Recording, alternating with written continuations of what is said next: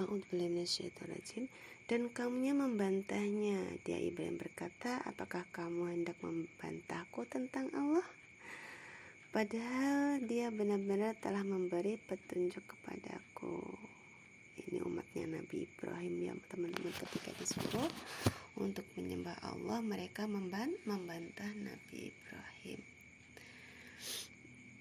Maka jangan kita ikuti teman-teman, jangan kita menjadi seperti umatnya Nabi Ibrahim. Ketika kita disuruh menyembah Allah, kita berpaling ya, kita berpaling kan, membantah kepada orang yang menyampaikan kepada kita untuk menyembah Allah. Apalagi kalau kita sudah kenal Allah, kita sudah mendapat petunjuk dari Allah ya, kan kita sudah dapat petunjuk, yaitu Al-Quran. Kita sudah mendapat sudah diutus kepada kita, yaitu Nabi Muhammad yang sudah begitu sangat jelas memberikan contoh tauladan kepada kita ya. Maka di sini kemudian aku tidak takut kepada kepada malapetaka dari apa yang kamu persekutukan dengan Allah. Jadi mereka tuh berdoa kepada siapa? Kepada berhala-berhalanya agar mencelakakan Nabi Ibrahim ya. Maka Nabi Ibrahim berkata, aku tidak takut kepada malapetaka dari apa yang kamu persekutukan dengan Allah, kecuali Tuhan menghendaki sesuatu. Nah, ini gimana pelajaran dari ayat ini? Yaitu ketika seseorang yang merasa dia punya kekuatan, yang dia merasa punya ilmu ya, misalkan dia punya, contohnya ketika dia merasa punya ilmu guna-guna atau merasa punya ilmu yang selain Al-Quran ya, yang dia bersekutu dengan jin, setan, iblis ya, mereka, wah aku tak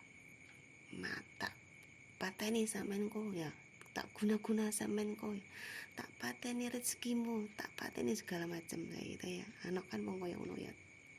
Lek nek wong ngono kuwi sampean aja langsung percaya, jangan langsung, karena ada bisikan-bisikan di dalam pikiran kita, ning pikiran kita lho, sampean rezekine sampean niku mati mergo iku lho, sampean niku lara digawe iku lho. Nah, iku setan teman-teman, setan yang bekerja di dalam pikiran kita untuk merusak tauhid kita. Nah, sampean lara digawe iku lho, padahal kita itu sakit karena Allah. Jika Allah memang benar ada ilmu-ilmu seperti itu, memang ada, tapi tanpa seizin Allah kita nggak akan bisa terjadi dalam diri kita. Misalkan kayak gini, kita diguna-guna orang ya, oke, orang itu mengguna-guna kita, tapi kalau tanpa keizin Allah, tanpa seizin Allah, itu nggak akan bisa gitu. Jadi kita melihatnya jangan ke orang itu, tapi kita melihatnya kita sakit karena Allah ya. Misalkan ada warungnya sepi loh, warungku sepi ditutup ambek iku, misalkan gitu ya, warungku sepi loh, itu pada perasaan kita teman-teman. Itu kita sudah energi negatif dalam pikiran kita, itu yang menjalar ke dalam tubuh kita, ke dalam pikiran kita, ke dalam hati kita. Nah, itu hati-hati sekali teman-teman. Setan tuh Masya Allah menggoda pikiran dan perasaan kita tuh luar biasa.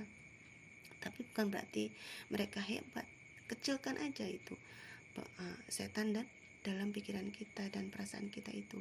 Jadi kita kembalikan, aku loro tuh sing gawe ya Allah ya. Aku loro ini, aku sakit ini karena Allah. Allah yang menghendaki aku sakit gitu. Supaya apa? Supaya aku kembali kepada Allah. Misalkan kalau warungku sepi, tokoku sepi, gitu kok kita nggak boleh, setan membisiki kita, sampean sepi, warungnya sampean ku digawe-gawe loh, warungnya sampean ku sepi mergo iku loh gitu kan.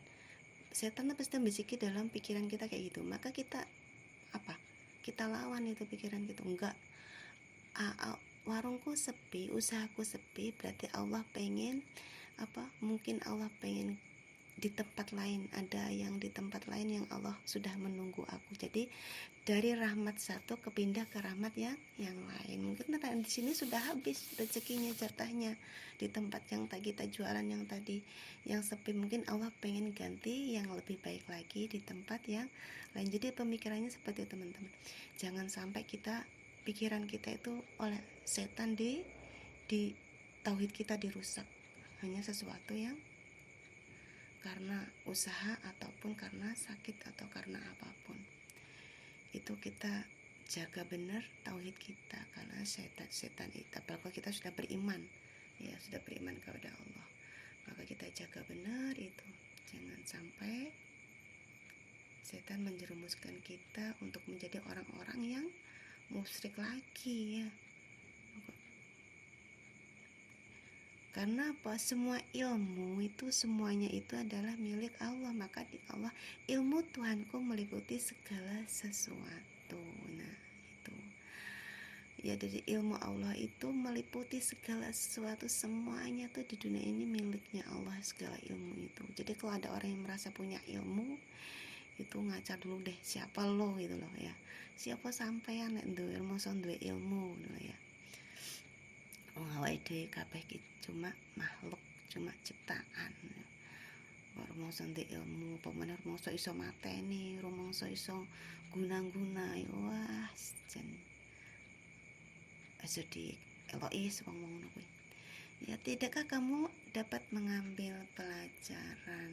Nah, di sini kita disuruh menggunakan akal pikiran kita, lagi-lagi akal pikiran kita jaga. Nah, tadi itu yang seperti tadi yang disebutkan di atas tadi, jangan sampai pikiran kita dijerumuskan oleh setan. Tauhid kita, setan itu pengen kita itu tauhid kita tuh rusak. Setan tuh pengen kita itu menyekutukan Allah. Setan tuh pengen tuh kita kembali ke zaman-zaman jahiliyah dulu, yang menyembah berhala-berhala, menyembah setan. Itu mereka tuh menyerunya ke sana. Jadi maka kita jaga tuh, kalau kita sudah orang Islam, kita jaga tuh tauhid kita, Allah kita jaga benar-benar ya. Ada lagi contohnya gimana, misalkan kayak gini, kita sekarang lagi ngonten ya, kita kemudian dalam pikiran kita setan tuh berpikir bahwa kita berharapnya hanya kepada Meta, kepada Facebook gitu. Padahal kita itu Facebook itu hanya sebuah sarana, sebuah tempat untuk kita mendapatkan rezeki, tapi tetap Allah yang menentukan ya. Jadi jangan sampai kita salah dalam pemikiran kita ya teman-teman. Oke, semoga bisa kita ambil pelajarannya dari ayat yang ke-80 surah Al-An'am